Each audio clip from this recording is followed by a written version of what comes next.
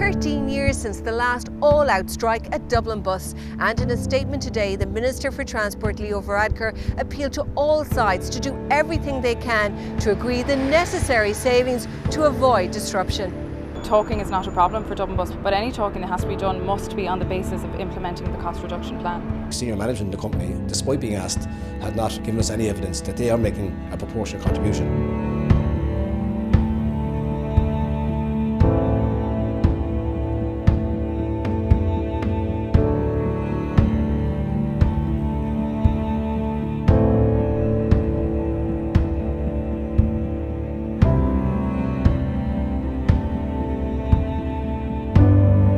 The measures that we're introducing are absolutely essential if we're going to stabilise the company financially.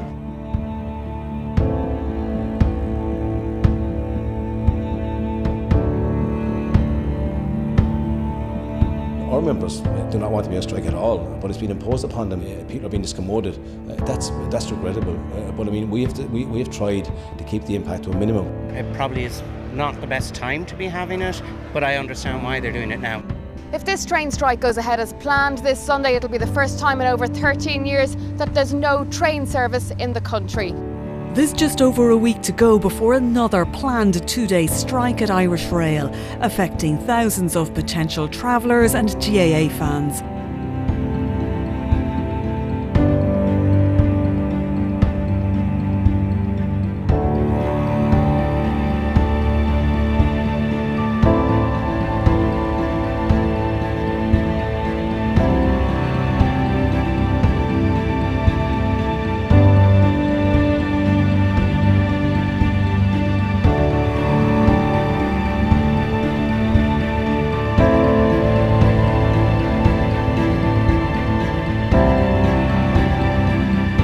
Bus passengers face the prospect of significant disruption on May the 1st, the Friday of the bank holiday weekend, in a dispute over privatisation of bus routes.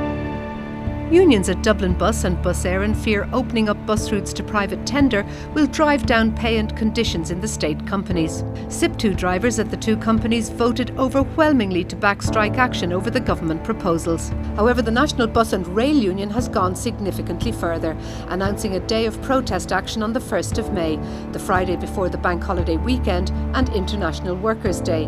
Part of that day of protest would involve marches in Dublin to Dáil Éireann, and in the major urban centres we'll be marching as well. That's Cork, Waterford, Limerick, Galway also. I suppose it's unfortunate it's come to this in one hand, but we feel we've no option here but to try and protect our members' terms and conditions, protect their employment within this both Dublin Bus and Bus Éireann, and ultimately try and protect, I suppose, the CIE group, which we feel is under the direct threat here.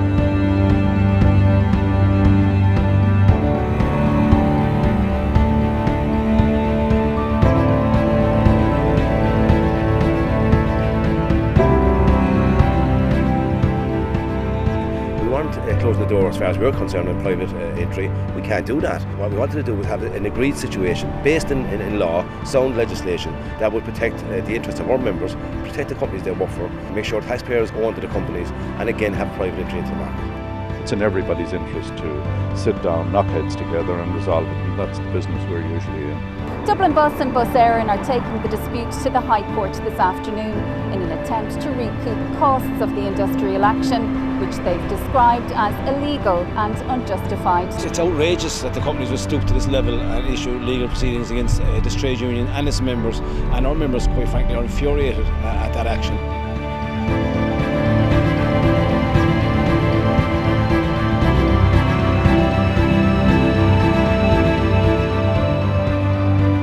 The last pay rise that Dublin Bus workers got was in 2008, 1st July 2008, and we haven't had a pay rise since. The workers have endured two cost-cutting plans in 2009 and 2012. Dublin Bus is now back in profitability. The surplus of over 23 million in the last 2 years, and the workers feel it's time that they got their fair share. Nobody wants to be on the picket line. You see all the workers here, they've all got mortgages, car loans, bills to pay. We're not getting paid being out here, and we apologise to the travelling public. Like, we don't want to be here, we don't want to discommode them. We've nothing left. We have to do that because the people in the National Transport Authority, Department of Transport and the government don't not listening, don't want to listen. Some of the days they can be up to 13 hours long. It's incredibly taxing, and it doesn't really allow for much of a home, work-life balance, social life, or anything like it.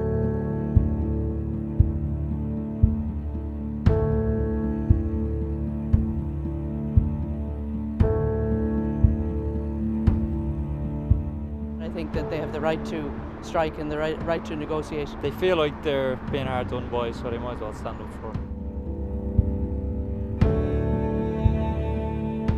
Dublin commuters are facing another 13 days without a bus service as striking workers at Dublin Bus today announced further industrial action between now and the end of October.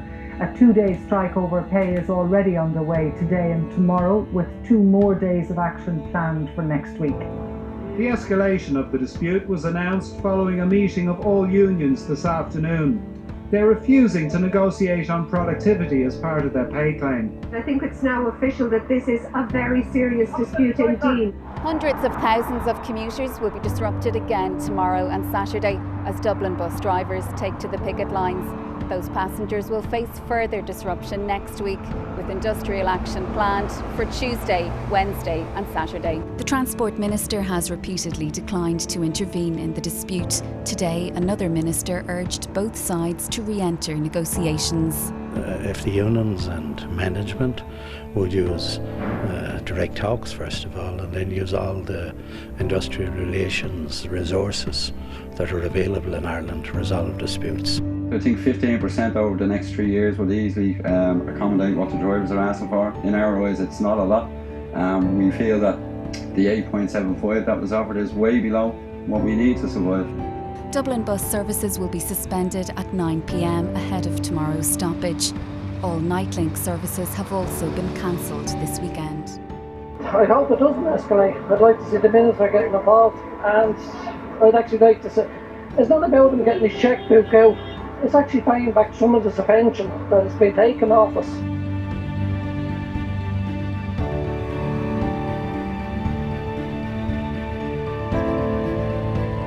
Does Bus Éireann have a future? As the company struggles to cope with the mounting losses of its commercial arm Expressway, it's seeking swingeing cuts to workers' terms of employment, cuts which unions are rejecting out of hand.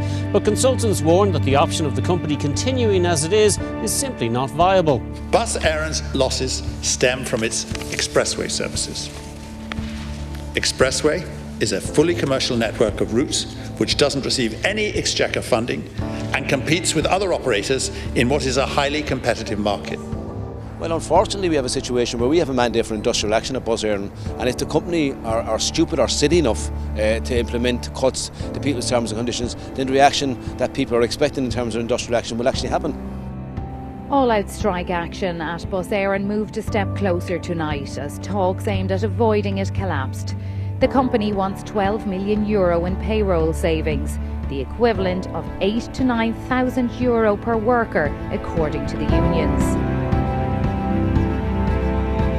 There will be an all-out bus strike, and there will be ramifications and consequences across the entire transport network. And unless the people are responsible, the people in government, instead of occupying themselves with the leadership of Fine Gael, they really need to get engaged with this dispute, because this is going to cause untold misery for people.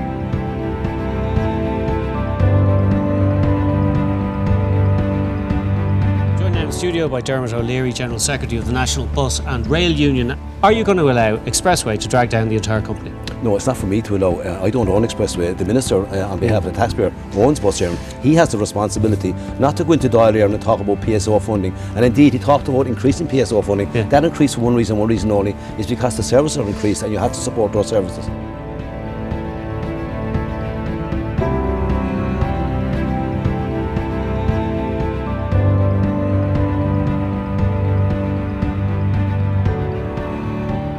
I haven't heard anything from anyone about management taking any cuts here or anything, and I think that's what's upsetting our members here.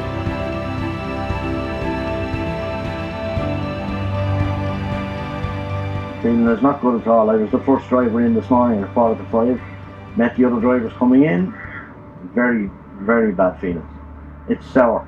Dublin politicians need to look around and realise that there is a country outside of Dáil Éireann, and the next time an event like this happens, they have to sort it out immediately.